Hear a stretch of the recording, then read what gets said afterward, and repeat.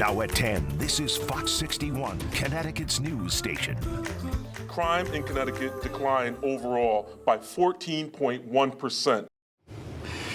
Now at 10, a new report released by the state shows crime is coming down. Tonight, Fox 61 reads through the data to see exactly which offenses are declining across the state. Thanks for joining us for the Fox 61 News at 10. I'm Brent Harden. And I'm Sarah Sanchez. Serious crimes like vehicle thefts, murder, and robbery are down in Connecticut. Now, that's according to a new crime analysis report released by the state's Department of Emergency Services and Public Protection. Fox 61's Angelo Bavaro breaks down the numbers.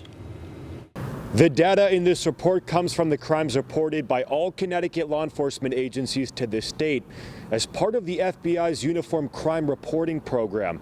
To sum up the numbers in here, serious crime in Connecticut is down about 14% year over year. Ask any community about what issues matter most. I really don't think that in this day and age we're safe anywhere we go. Many would say crime. I never heard anything like this at all. Crime is also top of mind for the Department of Emergency Services and Public Protection. Most significantly, we are continuing a long-term trend of a safer state for Connecticut residents. The state's latest quarterly crime analysis report shows year-over-year drops in serious crime. Each major crime category also declined. When comparing the first 3 quarters of 2024 with the same period in 2023, murder is down nearly 42%, burglary is down about 14%, robbery is down about 15%, and vehicle thefts are down nearly 20%. Which is still high. There was a spike in 2023. Republican State Senator Paul Ciccarella calls the declining numbers a testament to Connecticut law enforcement. Our state police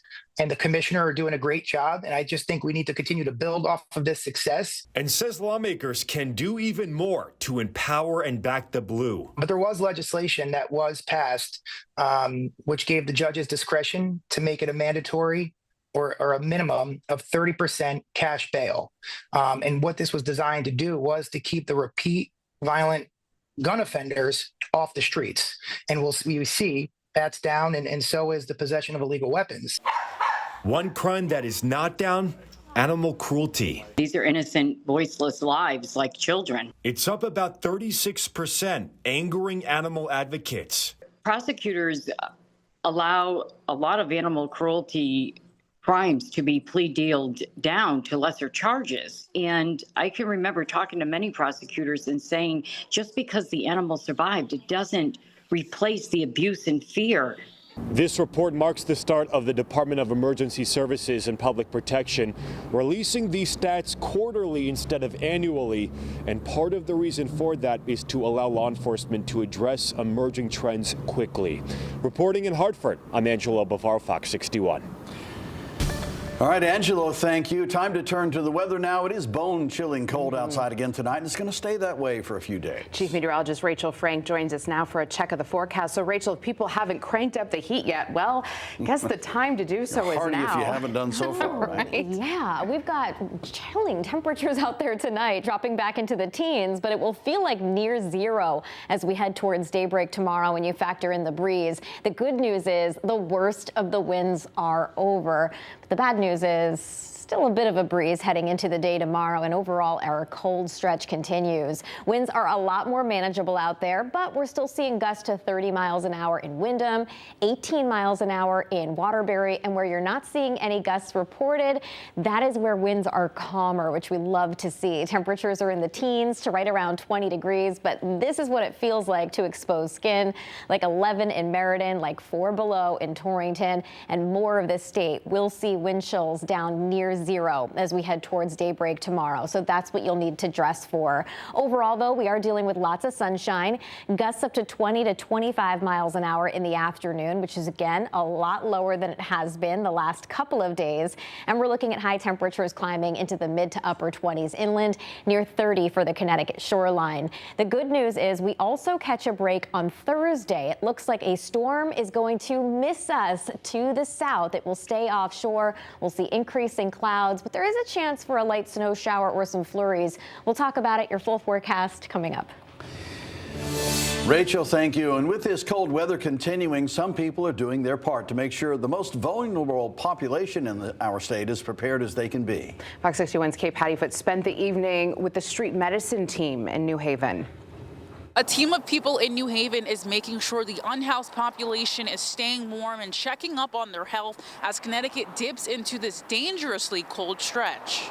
Phil Costello and his team check up on the unhoused population in New Haven daily. You warm enough? Yeah. This time of the year, they often walk around New Haven and hand out gloves, hands, and feet warmers and socks. But because of the cold temperatures Tuesday, they drove around the city. Head over by Seatown and we'll see if there's anybody outside over there. Along Kimberly Avenue, the team saw a patient.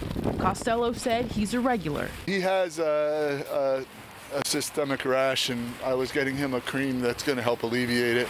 That's just one of the health issues they come across. This time of year, we see a lot of things like frostbite, a lot of foot issues like trench foot and permabite on the toes, corns and calluses because they can't air out or take care of the feet. At the local library, the team looks for people who may be there to stay warm. It's empty, and Costello remembers it may be due to the fact that Governor Lamont issued a cold weather alert. It allows the people that normally would have to come out and walk around all day and then go find a place at night, that allows them to stay in. Costello says sometimes they do run into hurdles. Some weeks people may be grumpy and they maybe don't want anything, but other weeks they'll be opening up to you and asking for help. But in the end, he says he enjoys getting to know the patients. A lot of the people that are on the street have been kind of brushed over, forgotten. And so in order to get to know people, in order to get them to trust you, you have to give a little bit of yourself. And when you do that, they give a little of themselves and then you become friends. Costello said donations are always welcome. Donations for items like new underwear, socks, and jackets are always appreciated. In New Haven, Kate Pattyfoot, Fox 61. Okay, thank you. We have developing news tonight in the wake of the deadly midair collision near Reagan Airport in Arlington, Virginia. The family of a Connecticut man killed in that collision is taking legal action against the FAA and the U.S. Army. The family of Casey Crafton filed pre-case claims following last month's collision between an Army Black Hawk helicopter and an American Airlines plane. Crafton was a native of Salem, Connecticut. He was one of the 64 people on board the American Airlines flight coming from Wichita, Kansas to Reagan Airport. The pre-case claims were filed on behalf of Crafton's widow and 3 sons. The firm handling these claims is based in Chicago. The Clifford Law Offices says these $250 million claims are directed at multiple governmental agencies that might share responsibility. According to the law firm, the government has 6 months to act on these claims. If they do not, the proceedings can begin to file a formal lawsuit.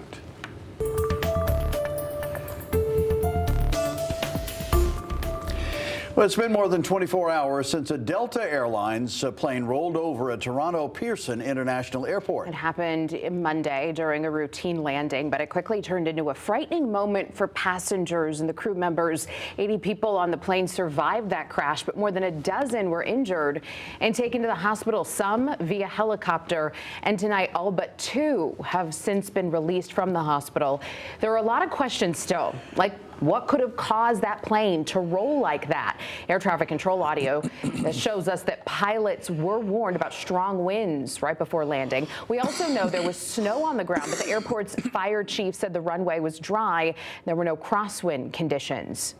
It is possible, but very rare, to get a severe gust right at touchdown. That airplane with the wings in the back of the fuselage, if you overcorrect and you're very close to the ground or in the flare, it's possible to dig the wing in. A man who was on the plane describes the terrifying moment the plane flipped. I was upside down. The lady next to me was upside down. We kind of let ourselves go and fell to hit the ceiling, which is surreal feeling. And then everybody was just like, get out, get out, get out. We could smell like jet fuel. It happened so quickly, right? You hit, there's this like giant like pop crack, you know, it's this like super loud bang kind of thing happens. And then everything just goes literally sideways. Former NTSB investigator says because the fuselage or main part of the plane stayed intact, that helped protect all the passengers. The investigator also said the wings and part of the tail that ripped off absorbed most of the initial impact. Wow, it's miraculous. Everyone's okay. The Transportation Safety Board of Canada is in charge of the investigation, and the FAA is also sending a team to the crash site.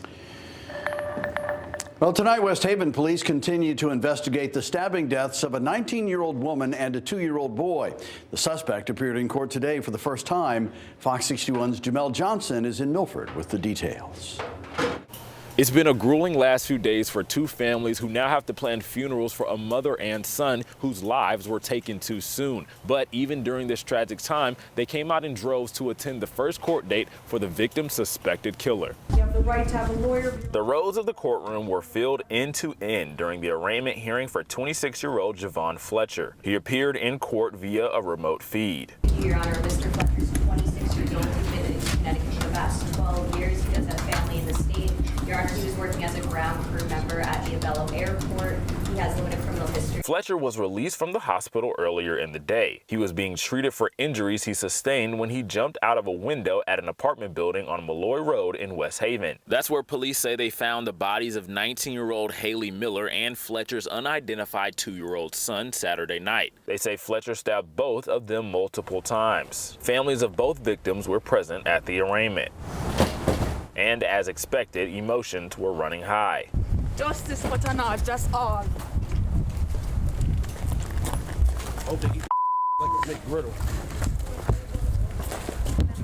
How sweet Haley is. Thank you.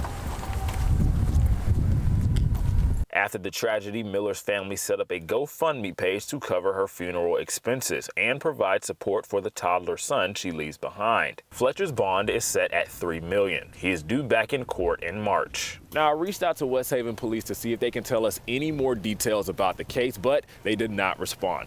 But for now, in Milford, Jamel Johnson, Fox 61. To track all the news happening in our state while on the go, just scan the QR code there on your screen. Download the free Fox 61 News app.